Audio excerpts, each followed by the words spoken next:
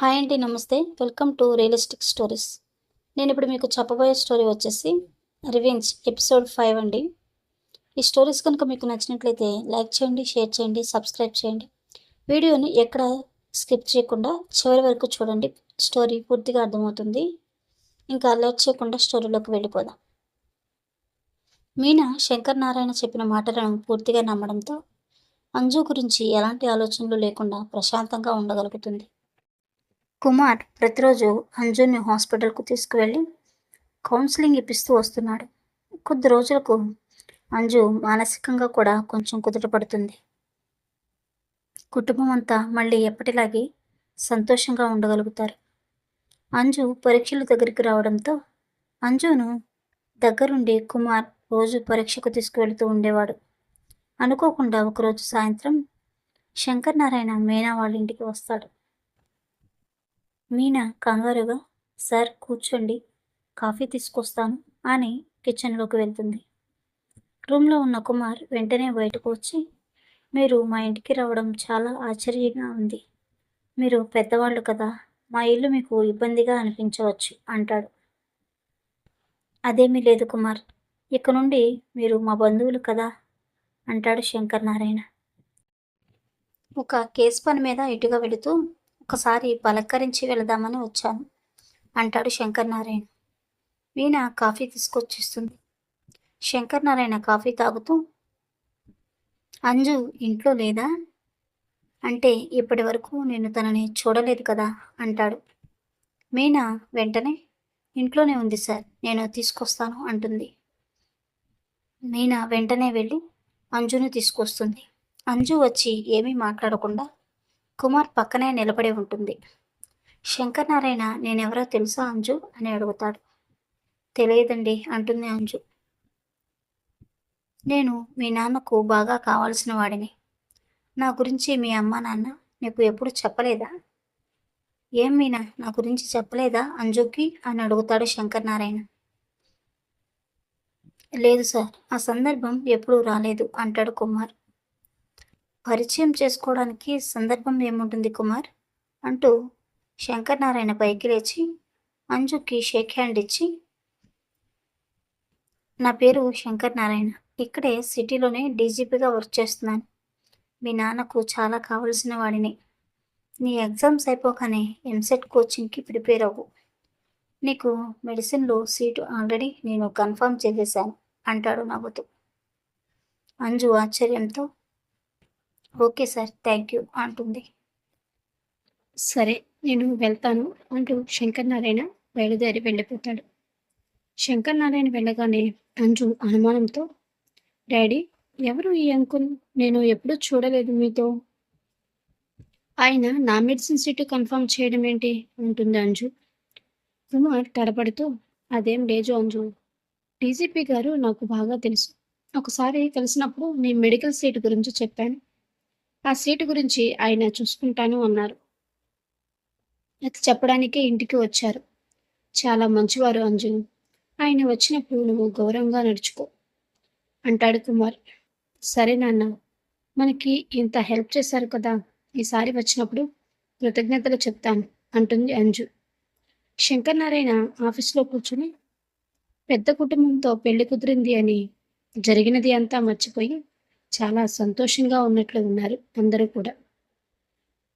ఇదే వాళ్ళ సంతోషంగా ఉండడానికి ఆఖరి రోజు అని తెలియక అనుకుంటూ ఫోన్ తీసి ఒక వ్యక్తికి కాల్ చేసి నేను చెప్పింది గుర్తుంది కదా, ఉదయం 11 గంటల సమయంలో ఆఫీస్కు బైక్లో బయలుదేరుతాడు.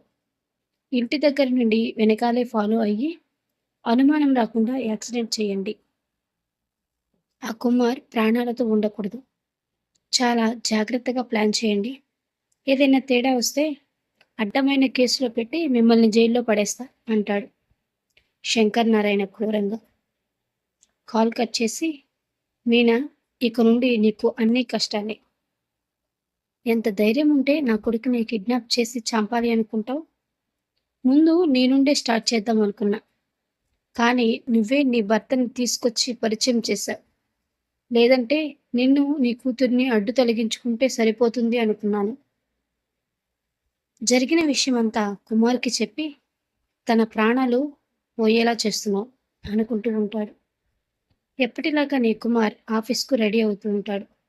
మీనా లంచ్ బాక్స్ ఇచ్చి, సాయంత్రం కొంచెం ఎర్లీగా రండి, అంజు చిన్న షాపింగ్ చేయాలి అంటుంది. వెళదాం అంటుంది.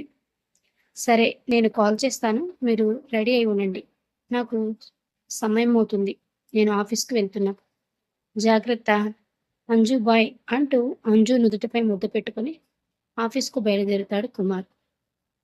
కాసేపటి తర్వాత మీనా, సరే అంజు, నేను షాప్ వరకు వెళ్ళొస్తాను, నీకు ఈరోజు ఎగ్జామ్ లేదు కదా, ఇంట్లో ఒక్కదానికే బోర్ కొడుతుంది అనుకుంటే నాతో షాప్కి వచ్చి ఇద్దరం కలిసి వెళ్దాం అంటుంది.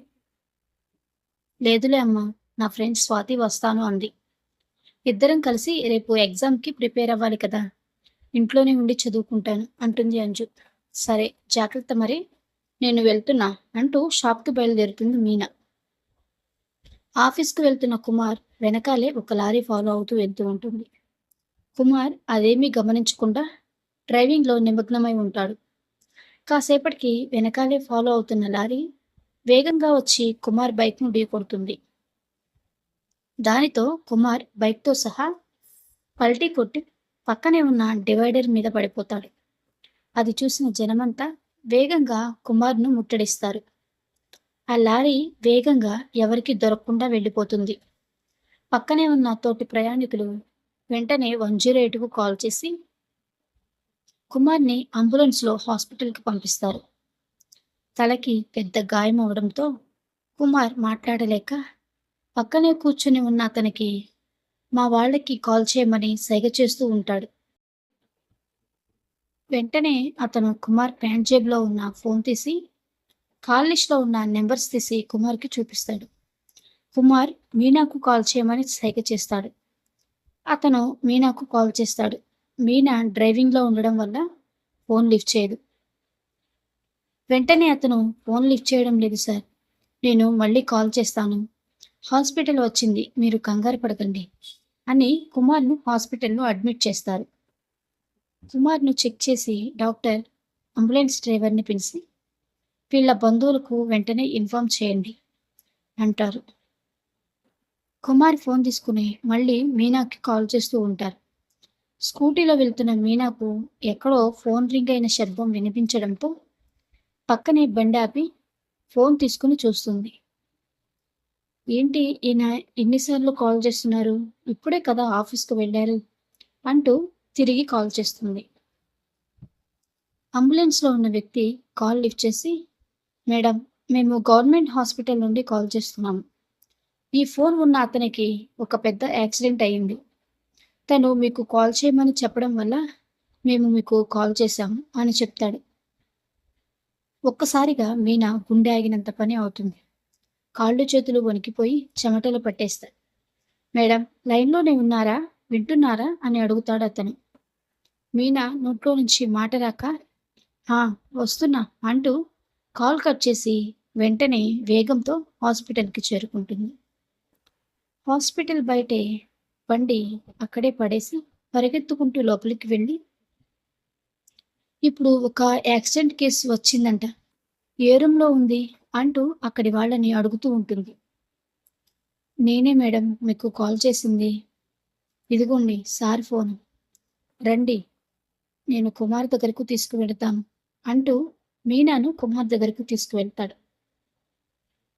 మీనా వెళ్ళేసరికి వంటి నిండా రక్తంతో కుమార్ హాస్పిటల్ బెడ్ పైన పడి ఉంటాడు. అది చూసిన మీనా వణుకుతూ కుమార్ దగ్గరకు వెళుతుంది. కుమార్ స్పృహలో ఉండడు. వెంటనే అక్కడ ఉన్న డాక్టర్ని కలుస్తుంది మీనా. సార్, ఇతను నా భర్త కుమార్, దయచేసి ఏమైందో చెప్పండి అంటూ వెక్కి వెక్కి ఏడుస్తూ ఉంటుంది. ఏడవకండి మేడం, తనని వెనుక నుండి ఏదో బలంగా ఢీకొట్టడంతో తను అకస్మాత్తుగా పైకి లేచి డివైడర్ మీద పడడంతో తన తలకి పెద్ద గాయమయ్యింది. తను బ్రతకడం కష్టం, ఇంకా కొన్ని క్షణాలు మాత్రమే మిగిలి ఉన్నాయి, మీరు ఏమైనా మాట్లాడాలి అంటే వెళ్ళి మాట్లాడొచ్చు అంటారు డాక్టర్. అదేంటి డాక్టర్, ట్రీట్మెంట్ ఏమీ చేయరా, కనీసం ఆపరేషన్ చేస్తే నా భర్త ప్రాణాలతో ఉండరా? దయచేసి ఏదో ఒకటి చేసి నా భర్తని బ్రతికించండి. నాకున్నది ఆయన ఒక్కరే. ప్లీజ్ నా భర్తను ఎలాగైనా బతికించండి. ఎంత డబ్బైనా కడతాను అంటూ మీనా డాక్టర్‌ని ప్రాధేయపడుతుంది. ఆపరేషన్‌తోనో, మెడిసిన్‌తోనో ప్రాణాలతో ఉంటారు అంటే ఖచ్చితంగా మా ప్రయత్నం మేము చేస్తాం మేడం.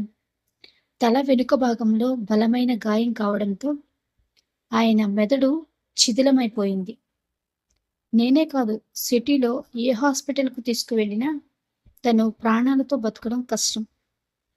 ఉన్న సమయాన్ని వృధా చేసుకోకుండా వెళ్ళి ఆయనతో మీరు ఒక్కసారి మాట్లాడండి. అంత పెద్ద గాయం అయినా కానీ ఆయన ఇంకా ప్రాణాలతో కొట్టుమిట్టులాడుతున్నారు. ఒకసారి వెళ్ళి మీరు కనిపించండి అని డాక్టర్ చెప్పి అక్కడి నుండి వెళ్ళిపోతారు. వెంటనే మీనా పరిగెత్తుకుంటూ ఏడుస్తూ కుమార్ దగ్గరకు వెళ్ళి కుమార్ చెయ్యి పట్టుకొని గట్టిగా ఏడుస్తూ ఉంటుంది. ఏవండి, దయచేసి కళ్ళు తెరవండి. ఈ లోకంలో నాకున్నది మీరొక్కరే కదా. మీరు కూడా వెళ్ళిపోతే నేను మళ్ళీ అనాథను అయిపోతాను అంటూ గుండె పగిలేలా ఏడుస్తూ ఉంటుంది.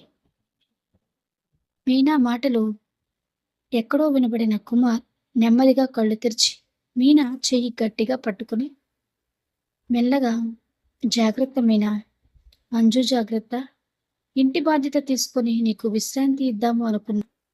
కానీ ఇలా జరిగింది. కుటుంబ భారం మొత్తం నీపైనే వేసి వెళ్ళిపోతున్నా. నన్ను క్షమించు మీనా అంటూ కుమార్ కన్ను మూస్తాడు. మీనా ఏడుస్తూ ఏవండి, ప్లీజ్ లేవండి అంటూ కుమార్ గుండెల మీద పడి గుండె పగిలేలా ఏడుస్తూ ఉంటుంది.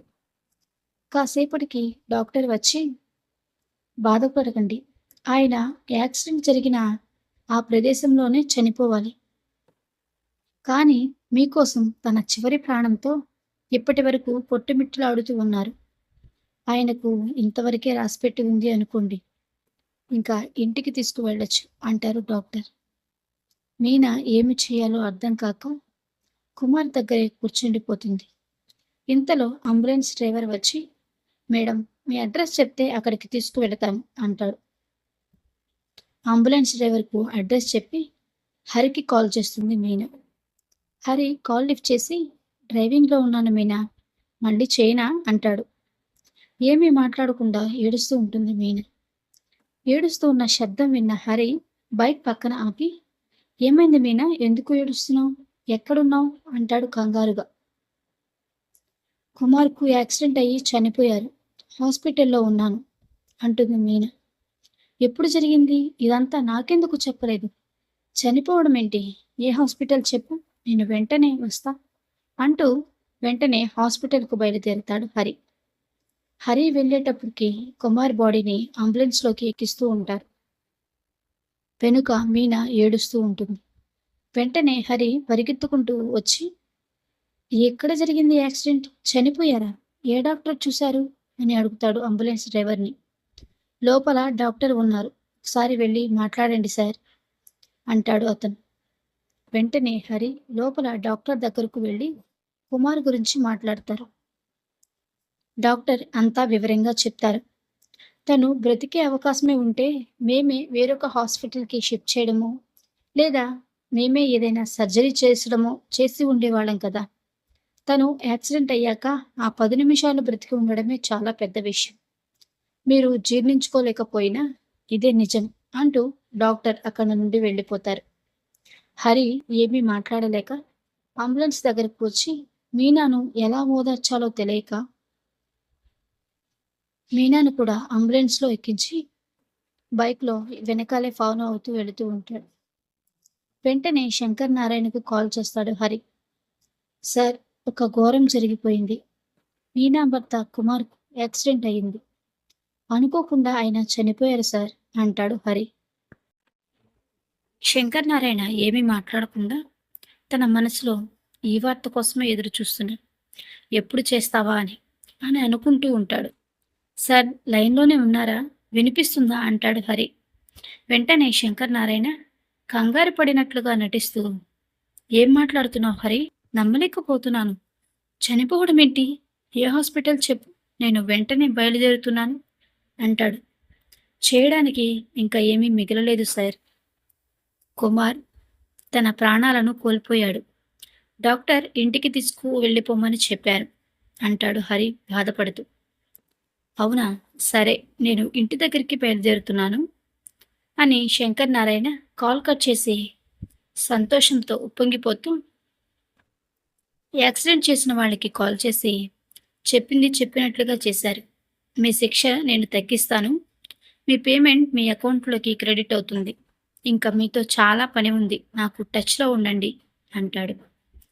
ఇప్పుడు వెళ్ళి మీనా ఏడుపు నా కళ్ళారా చూడాలి అనుకుంటూ మీనా ఇంటికి బయలుదేరుతాడు. అంబులెన్స్లో కూర్చుని ఉన్న మీనా ఏమీ అర్థం కాక షాక్లోనే ఉండిపోతుంది. మేడం, మీరు చెప్పిన అడ్రస్కి వచ్చేసాం అంటాడు అంబులెన్స్ డ్రైవర్. హరి వచ్చి డోర్ తీసి మీనాను చేయి పట్టుకుని కిందకి దించి పక్కన నుంచోపెట్టి అంబులెన్స్లో నుంచి కుమార్ను కిందకి దించుతారు. ఇంట్లో తన స్నేహితురాలితో చదువుకుంటూ ఉంటుంది అంజు. ఏదో వెహికల్ వచ్చిన శబ్దం వచ్చినట్లుంది అంటూ బయటకు వచ్చి చూస్తుంది. పక్కనే ఉన్న తన స్నేహితురాలి స్వాతి, అంజు అది అంబులెన్స్లా ఉంది అంటుంది. అవును కదా, మరి మా ఇంటి దగ్గరకు ఎందుకు ఆగింది అంటూ కొంచెం ముందుకు వస్తుంది అంజు. వెంటనే స్వాతి, అంజు మీ అమ్మ కూడా అక్కడే ఉన్నారు, వెళ్దాం పదా అంటూ ఇద్దరు పరిగెత్తుకుంటూ అంబులెన్స్ దగ్గరకు వెళ్తారు. అంజు దగ్గరకు వెళ్ళి చూసేటప్పటికి కుమార్ రక్తపు మడుగులో బెడ్ మీద ఉంటాడు. అంజు వెంటనే మీనా దగ్గరకు వెళ్ళి ఏంటమ్మా ఏమైంది అంటుంది. అంజుని చూసిన మీనా తన దుఃఖాన్ని ఆపుకోలేక వెంటనే అంజుని పట్టుకొని పెద్దగా ఏడుస్తూ ఉంటుంది. అంజు, ఏమైందమ్మా, సమాధానం చెప్పకుండా ఏడుస్తావేంటి అని అడుగుతుంది. హరి అంకుల్, మీరైనా చెప్పండి, ఏం జరిగింది అంటుంది. హరి, మీ నాన్న యాక్సిడెంట్ అయ్యి చనిపోయారు అంజు అని చెప్తాడు. అంజుకి ఒక క్షణం ఏమీ అర్థం కాక షాక్తో వెంటనే కళ్ళు తిరిగి పడిపోతుంది. హరి వెంటనే అంజుని పట్టుకుని లోపలికి తీసుకువెళ్ళి పడుకోబెడతాడు. అంజు స్నేహితురాలు స్వాతి అంజు మొహంపై నీళ్లు కొట్టి అంజును లేపడానికి ప్రయత్నిస్తూ ఉంటుంది. దిక్కుతోచని స్థితిలో మీనా కుమార్ దగ్గరే షాక్తో కూర్చుండిపోతుంది. చుట్టుపక్కల ఉన్న బంధువులంతా వచ్చి అయ్యో పాపం అంటూ ఉంటారు. ఇంతలో హరి వచ్చి, మీనా ఒక్కసారి నీ ఫోన్ ఇవ్వు, మీ బంధువులకు అందరికీ ఇన్ఫర్మేషన్ ఇస్తాను అని మీనా ఫోన్ తీసుకుని పక్కకు వెళతాడు. ఇంతలో శంకర్ నారాయణ వస్తారు. బాధపడుతున్నట్లుగా నటిస్తూ ఎలా జరిగింది అంటూ మీనాను మాట్లాడించడానికి ప్రయత్నిస్తూ ఉంటారు. కానీ మీనా షాక్తో అలాగే ఉండిపోతుంది. పక్కనే ఉన్న పెద్దావిడ, సార్, తన భర్తకి అనుకోకుండా ఇలా జరగడంతో మీనా షాక్లో ఉండిపోయినట్లుంది. ఎవరు పలకరించినా మాట్లాడట్లేదు. తన నాన్నను చూసిన కూతురేమో కళ్ళు తిరిగి పడిపోయి స్పృహలోకి రావట్లేదు. వీళ్ళ ఇద్దరి పరిస్థితి చాలా దారుణంగా ఉంది అంటుంది. వెంటనే శంకర్ నారాయణ అంజు దగ్గరకు వెళ్తాడు. అంజు అప్పుడే కొంచెం కొంచెం స్పృహలోకి వస్తూ ఉంటుంది. అంజు పూర్తిగా స్పృహలోకి రాగానే పరిగెత్తుకుంటూ కుమార్ దగ్గరకు వెళ్ళి గుండె పగిలేలా కుమార్ మీద పడి ఏడుస్తూ ఉంటుంది. ఎంతమంది ఆపడానికి ప్రయత్నించినా కానీ అంజు ఏడుస్తూనే ఉంటుంది. దూరం నుండి వీళ్ళిద్దరినీ చూస్తున్న శంకర్ నారాయణ, ఇదే కదా నేను కోరుకున్నది, లేకపోతే ఈ లేబర్ మందకి నా కొడుకు కావాల్సి వచ్చాడా?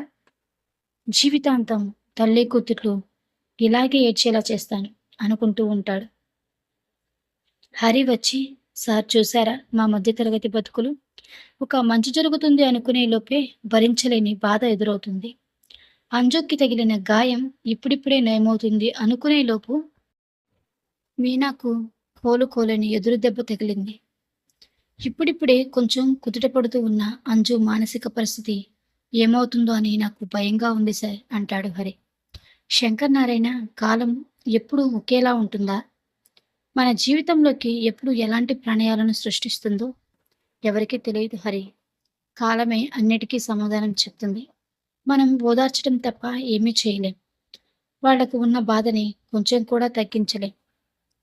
కనీసం నువ్వు వెళ్ళి మీనాకి ధైర్యం చెప్పు అంటూ హరిని మీనా దగ్గరకు పంపిస్తాడు. హరి మీనా దగ్గరకు వెళ్ళి తన పక్కనే కూర్చుని, మీనా, దయచేసి ఒక్కసారి మాట్లాడు. నువ్వే ఇలా అయిపోతే ఒకసారి అంజుని చూడు. ఎవరు చెప్పినా వినట్లేదు. ఏడుస్తూనే ఉంది. ఇలాగే ఉంటే తన మానసిక పరిస్థితి దెబ్బతింటుంది. ఈ సమయంలో నువ్వు మాత్రమే అంజుని కంట్రోల్ చేయగలవు. ఒక్కసారి తనతో మాట్లాడి తనని దగ్గరకు తీసుకో. అంజు కోసమైనా ఒక్కసారి ఆలోచించు అంటూ మీనాని బ్రతిమలాడుతూ ఉంటారు. కాసేపటి తర్వాత మీనా తన ముందే కూర్చుని ఉన్న అంజుని చూసి అంజుని దగ్గరకు తీసుకుంటుంది. నేనున్నాను అంజు, ఏడవకు, కంట్రోల్ చేసుకో అంటూ తన మనసులో ఉన్న బాధని దిగమింగుకుంటూ మీనా ధైర్యం చెప్పడానికి ప్రయత్నిస్తూ ఉంటుంది. వీళ్ళిద్దరిని చూడలేక హరి అందరి ముందు ఏడవలేక పక్కనే ఉండి చూస్తూ ఉంటాడు. ఇంతలో కుమార్ తల్లిదండ్రులు, బంధువులు వస్తారు. కుమార్ దగ్గరకు వచ్చి ఏడుస్తూ, ఎంత వద్దు అని చెప్పినా వినకుండా ప్రేమ పెళ్ళి అంటూ మమ్మల్ని అందరినీ వదిలేసి ఈ మీనా కోసం వచ్చేసావు. పుట్టగానే తండ్రిని మింగేసింది. ఇప్పుడు నిన్ను కూడా చంపేసింది. ఈ మీనానే మా కొడుకుని చంపేసింది అంటూ ఏడుస్తూ ఉంటారు. సాయంత్రం కల్లా కార్యక్రమాలు అన్నీ పూర్తి చేసుకుని బంధువులు, చుట్టుపక్కల వాళ్ళంతా ఎవరు ఇళ్లకు వాళ్ళు వెళ్ళిపోతారు. హరి మీనా దగ్గరకు వచ్చి, గుండె రాయి చేసుకో మీనా, లేదంటే జీవితంలో ముందుకు వెళ్ళలేవు. నువ్వే ఇలా ఉంటే అంజు ఇంకా డిప్రెషన్లోకి వెళ్ళిపోతుంది. కొంచెం నీ బాధని, దుఃఖాన్ని కంట్రోల్ చేసుకోవడానికి ప్రయత్నం చెయ్యి. సమస్య లేనప్పుడు అందరూ ధైర్యంగానే ఉంటారు. కానీ జీవితంలో సమస్యలు ఎదురైనప్పుడే ధైర్యంగా ఎదుర్కొనే వాళ్ళే జీవితంలో ముందుకు సాగుతారు. నీకు మనోధైర్యం, ఆలోచన శక్తి చాలా ఎక్కువ. పడిపోయి లేచినప్పుడే కదా జీవితం విలువ తెలిసేది. నాకు తెలిసిన మీనా లేచి జీవితంలో ముందుకు సాగగలదు అనుకుంటున్నాను. భోజనము ఇక్కడ పెట్టాను. నేను వెళ్తున్నాను. ఉదయం కాగానే వస్తాను. అంజుకి ధైర్యం చెప్పి ఏమైనా తినిపించు. వెళ్తున్నా అంటూ హరి బయలుదేరతాడు. మీనా ఏమీ మాట్లాడకుండా అంజుని ఒడిలో పడుకోబెట్టుకుని కుమార్ ఫోటో ముందే కూర్చొని ఉంటుంది. కాసేపటి తర్వాత అంజు, ఉదయం నుండి ఏమీ తినలేదు కదా, నీ ఆరోగ్యం బాలేదు, కొంచెం ఏమైనా తిను ఈ అమ్మ కోసం అంటుంది మీనా. అంజు ఏడుస్తూ ఉంటుంది. ఏడవకు అంజు, నువ్వు ఏడిస్తే నాన్నకు అసలు ఇష్టం ఉండదు. నాన్న ఇక్కడే ఉండి మనల్ని చూస్తూ ఉంటారు. ఆయన మనల్ని వదిలిపెట్టి ఎక్కడికి వెళ్ళరు. కొంచెం తిను అంటుంది. అంజు, నాకు ఆకలి లేదమ్మా. ఆ దేవుడు కష్టాలన్నీ మనకే ఎందుకు పెట్టాడు? కనీసం మనకంటూ ఎవరూ లేరు కదా మన బాధని చెప్పుకోవడానికి, ఓదార్చడానికి. ఈ బాధలన్నీ కూడా మనకే పెట్టాలా? నాకు బ్రతకాలి అనిపించట్లేదు. ఉన్న కొద్ది జీవితం మీద ఆశ తగ్గిపోతుంది అంటుంది అంజు ఏడుస్తూ. మీనా ఏమి చెప్పి ఓదార్చాలో తెలియక లోపలే కృంగిపోతూ ఉంటుంది. ఇద్దరు అలాగే కుమార్ ఫోటో దగ్గర ఏడుస్తూ నిద్రపోతారు. ఉదయం కాగానే హరి, శంకర్ నారాయణ కలిసి మీనా ఇంటికి వస్తారు. హరి లోపలికి వెళ్ళి చూసేసరికి మీనా అలాగే కూర్చొని ఉంటుంది. హరి కోపంతో, ఏంటి మీనా, భోజనం ఇక్కడ పెట్టాను అని చెప్పాను కదా, పైగా నిన్న రాత్రి నుంచి అక్కడే కూర్చొని ఉన్నావు. ఇద్దరు కనీసం కొంచెం కూడా తినలేదు అంటాడు. మీనా మౌనంగా కూర్చొని ఉంటుంది. ఇంతలో శంకర్ నారాయణ, మీనా, నువ్వు ధైర్యం గల అమ్మాయివి అనుకున్నాను. ముగ్గురు అబ్బాయిల్ని ధైర్యంగా కిడ్నాప్ చేసి దాచిపెట్టిన నువ్వేనా ఇలా అయిపోయింది? పరిస్థితిని అర్థం చేసుకుని తెలివిగా బ్రతకడం నేర్చుకో మీనా. కుమార్కి ఆయుష్ అంతవరకే రాసిపెట్టి ఉందేమో. నీ కూతురు కోసమైనా నువ్వు కొంచెం ధైర్యం తెచ్చుకోవాలి అంటాడు. ఇంతలో మీనా ఒడిలో ఉన్న అంజు నిద్రలేస్తుంది. శంకర్ నారాయణ అంజుతో, నువ్వైనా మీ అమ్మకు కొంచెం ధైర్యం చెప్పడానికి ప్రయత్నించు అంజు. మీ జీవితం ఇక్కడే ఆగిపోకుండా ఇద్దరూ కలిసి ఒక అడుగు ముందుకు వేయండి. కాలం గడిచే కొద్దీ అన్ని పరిస్థితులు చక్కబడతాయి. మీకు ఏమైనా సహాయం కావాలంటే నేను ఉన్నాను. నాకు చెప్పడానికి ఇబ్బంది అయితే హరి ఉన్నాడు అంటూ తన పాకెట్‌లో ఉన్న కొంత డబ్బు తీసి పక్కనే ఉన్న టేబుల్ పైన పెట్టి, ఇది సహాయం అనుకోవద్దు. నేను చేయగలిగినంత సహాయం మీకు చేస్తాను అంటాడు. మీనా, డబ్బు అలాంటివి ఏమీ నాకు వద్దు సార్. చనిపోయింది నా భర్త. నాకు లోకంలో ఉన్నది తను ఒక్కడే. ఆయనే నా బలం, నా బలహీనత. ఆయన లేరు అన్న వార్తను జీర్ణించుకోవడానికి నాకు కొంచెం సమయం పడుతుంది. దయచేసి ఆ డబ్బును మీరు తీసుకోండి. మీకు నేను ఉన్నాను అనే ధైర్యం మీరు మాకిచ్చారు. అది చాలు మాకు అంటుంది. వెంటనే శంకర్ నారాయణ టేబుల్‌పై ఉన్న డబ్బుని తీసుకొని, సరే మీనా, మీరు కోలుకోవడమే నాకు కావాలి అంటూ అక్కడ నుండి వెళ్ళిపోతాడు. హరి, మళ్ళీ మళ్ళీ చెప్తున్నా అనుకోవద్దు మీనా. నువ్వు చాలా ధైర్యం గల మహిళవి. కుమార్ లేడు అన్న విషయాన్ని అంగీకరించు. అంజుకి ధైర్యం చెప్పి జీవితంలో ఒక అడుగు ముందుకు వెయ్యి. అన్నీ వాటంతట అవే సర్దుకుంటాయి అంటూ హరి కూడా అక్కడ నుండి వెళ్ళిపోతాడు. మీనా కాసేపు ఆలోచించి గట్టిగా ఊపిరి పీల్చుకొని, అంజు, లేచి నీ గదిలోకి వెళ్ళి ఫ్రెష్ అయ్యి విశ్రాంతి తీసుకో అంటుంది. సరే అమ్మా అంటూ అంజు తన గదిలోనికి వెళ్ళిపోతుంది. మీనా లేచి తన గదిలోనికి వెళ్ళి ఫ్రెష్ అయి టిఫిన్ రెడీ చేసి అంజుకి తినిపిస్తుంది. అంజు, నువ్వు కూడా కొంచెం తినమ్మా అంటుంది. తింటాను అంజు, ముందు నువ్వు తిను అని అంజుకి తినిపిస్తుంది. అంజు టిఫిన్ చేసి హాల్లోనే కూర్చొని ఉంటుంది. మీనా ఇల్లంతా తిరుగుతూ అన్నీ సర్దుకుంటూ తుడుచుకుంటూ ఉంటుంది. అంజు మీనానే గమనిస్తూ ఉంటుంది. ఏమైంది అమ్మకి? ఏదో ఒక పని చేస్తూనే ఉంది. కనీసం నాతో కూడా మాట్లాడట్లేదు అనుకుంటూ మెల్లగా, అమ్మ, నువ్వు బాగానే ఉన్నావా అంటుంది. మీనా, నాకేమైంది? నేను బాగానే ఉన్నాను కదా. నువ్వేమీ కంగారు పడకు. రేపు ఎగ్జామ్ ఉన్నట్లుంది కదా, వెళ్ళి ప్రిపేర్ అవ్వు. ఇంకా ఎక్కువ ఆలోచించుకును. నేనున్నా కదా, అన్నీ నేనే చూసుకుంటా అంటుంది మీనా. అంజు లోపలికి వెళ్ళగానే ఒక్కటే కూర్చుని ఏడుస్తూ ఉంటుంది మీనా.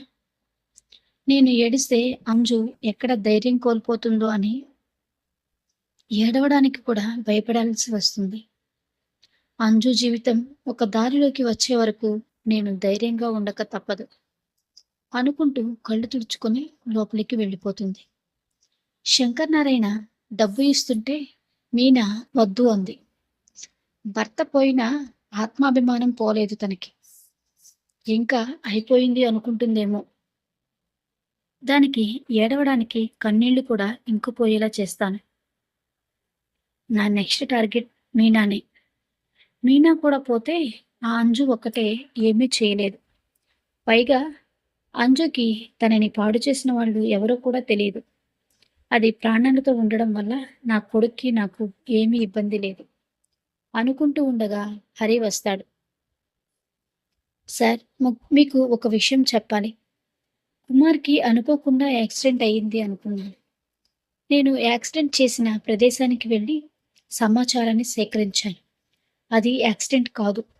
ఎవరో కావాలని కుమార్ను చంపించారు. అక్కడ చూసిన వాళ్ళంతా చెప్తున్నారు, ఆ లారీలో ఉన్న వ్యక్తి కావాలని ఎక్కువ వేగంతో వచ్చి కుమార్ను ఢీకొట్టి వేగంగా వెళ్ళిపోయాడట. ఎలాగైనా ఆ వ్యక్తి ఎవరో కనుక్కోవాలి సార్. మీనా, అంజులు ఒంటరి వాళ్ళు అయిపోయారు అంటాడు ఆవేశంగా. కాసేపటికి శంకర్ నారాయణ, సరే హరి, నేను స్పెషల్ ఆఫీసర్ని అపాయింట్ చేసి ఇన్వెస్టిగేషన్ చేపిస్తాను. నువ్వు మీనాకు ఈ విషయం చెప్పకు. అసలే తను బాధలో ఉంది. మళ్ళీ ఇవన్నీ తనకి చెప్పి బాధ పెట్టకు. యాక్సిడెంట్ చేసిన వ్యక్తి మనకు తెలిసాక అప్పుడు మీనాకు చెప్పొచ్చు అంటాడు శంకర్ నారాయణ. సరే సార్ అంటూ హరి అక్కడ నుండి వెళ్ళిపోతాడు. ఎవరికీ తెలియకుండా చేద్దామనుకుంటే వీడు జరిగినది అంతా బయటకు లాగేలా ఉన్నాడు. ముందు వీడిని పక్కకు తప్పిస్తే గాని నేను మీనా జోలికి వెళ్ళడం కుదరదు అనుకుంటాడు శంకర్ నారాయణ. వెంటనే తన పై అధికారులతో మాట్లాడి హరిను ఈ సిటీ నుండి ట్రాన్స్ఫర్ చేపిస్తాడు. సరిగ్గా 2 రోజులకు హరికి ట్రాన్స్ఫర్ లెటర్ వస్తుంది. ఆ లెటర్ తీసుకుని హరి డీజీపీ శంకర్ నారాయణ గారి దగ్గరకు వెళ్తాడు. ఏంటి సార్ ఇది, నాకు ట్రాన్స్ఫర్ ఇచ్చారు? నాకు ఇప్పుడే ట్రాన్స్ఫర్ లేదు కదా, నేను సిటీకి వచ్చి 1 ఇయరే అవుతుంది. శంకర్ నారాయణ, నీ ట్రాన్స్ఫర్ గురించి నాకేం తెలియదు హరి, పైనుంచి ఆర్డర్ వచ్చింది అంతే. అయినా నీకు ట్రాన్స్ఫర్ అవ్వడానికి ఏంటి ఇబ్బంది? అదేం లేదు సార్, కుమార్ లేడు, మీనా ఇలా ఇబ్బందుల్లో ఉంది. తనకి నాన్న వాళ్ళు కూడా ఎవరూ లేరు. ఈ సమయంలో నేను కూడా లేకపోతే మీనా ఏమైపోతుందోనని ఆలోచిస్తున్నాను అంతే. ఇప్పుడు మీనా వాళ్ళు నా కుటుంబం, నేను ఉన్నాను కదా వాళ్ళకి, నేను చూసుకుంటాను. నువ్వు ఏమీ ఆలోచించకుండా ఇక్కడ నుండి బయలుదేరు అంటాడు శంకర్ నారాయణ. హరికి ఏం మాట్లాడాలో తెలియక సరే సార్ అంటూ మౌనంగా తలదించుకుని వెళ్ళిపోతాడు. మిగిలిన భాగం తరువాతి ఎపిసోడ్లో తెలుసుకుందామండి. మీనా డీజీపీ కుట్రను తెలుసుకోగలుగుతుందా? మీనాను డీజీపీ ఏం చేయబోతున్నాడు? అంచు భవిష్యత్ ఏమిటి? ఈ స్టోరీ కనుక మీకు నచ్చినట్లయితే లైక్ చేయండి, షేర్ చేయండి, సబ్స్క్రైబ్ చేయండి. మరిన్ని ఇంట్రెస్టింగ్ స్టోరీస్ కోసం రియలిస్టిక్ స్టోరీస్ ఛానల్ను సబ్స్క్రైబ్ చేసుకోండి. మీ విలువైన సమాచారాన్ని కామెంట్ల రూపంలో తెలియచేయండి. Thank you.